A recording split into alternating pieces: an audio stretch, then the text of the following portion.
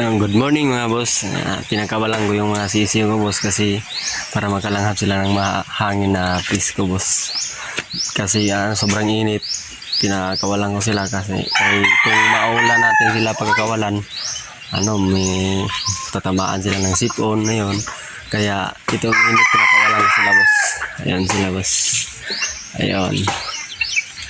Ayan boss yung iba. At saka dito boss, ito yung binidyo ko nung una yung yan.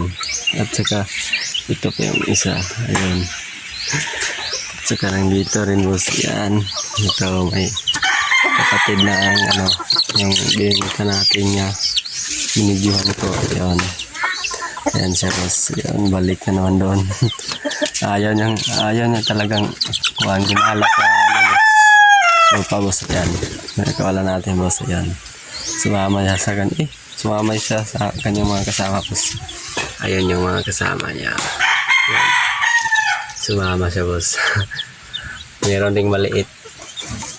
Madami yan boss. Mga higit sa sila boss. Mga 10 siguro yung pinakawalan ko.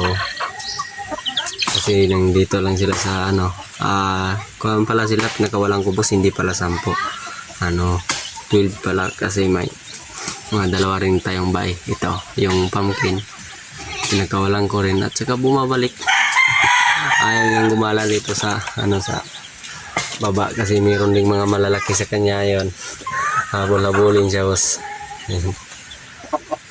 Hinahabol siya kasi ayaw sigurong gusto niyang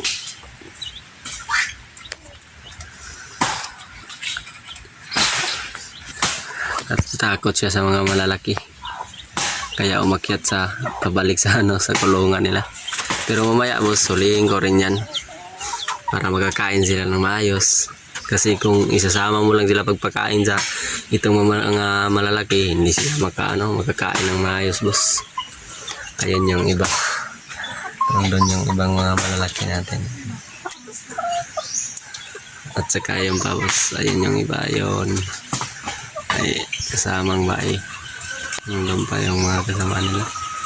Marami siya boss. Yung mga malalaki natin mahigit sa 10 rin. At ayan mga boss, salamat po sa inyo.